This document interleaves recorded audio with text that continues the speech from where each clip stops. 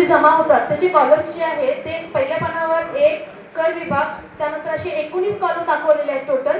पण पहिल्या पानावर 01 कर विभाग आहे, त्याच्या खाली 2 नंबर वस्तू व सेवा आहे.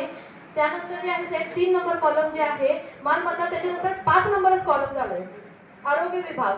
मग तो 4 नंबर कॉलम गहाळ झालाय का टायपिंग मिस्टेक आहे मला एवढं कळलं. एखादा कॉलम गहाळ झालाय का?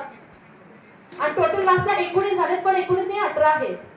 मग ते टायपिंग सगळ्याला अभ्यास करायला वेळ द्यायचा आपल्याला. आता जर बघितलं पुढच्या वेळी तिने येऊ देत तयारीनं, म्हणून मी आता सजेस्ट केले ते तयारीनं फक्त येऊ दे त्यासाठी.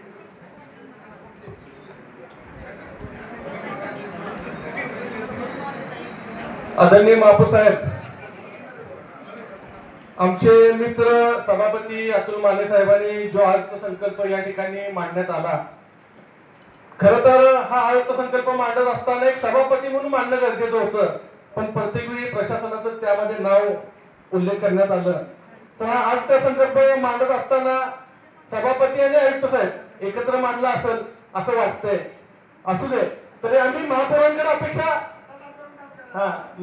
अपेक्षा व्यक्त करतो की महत्वाची जी सांगली शहरातली जी कामं आहेत ती बाईने तुम्ही धरावी. ते आयुक्तांसमोर सांगतो तुम्हाला, कारण 3 वर्ष प्रशासक असल्यामुळे बरेच कामं पेंडिंग पडल्यात, तर त्या कामांना जास्तीत जास्त प्राधान्य द्यावं. तर त्यामध्ये सगळ्यात महत्वाचा विषय शाळा.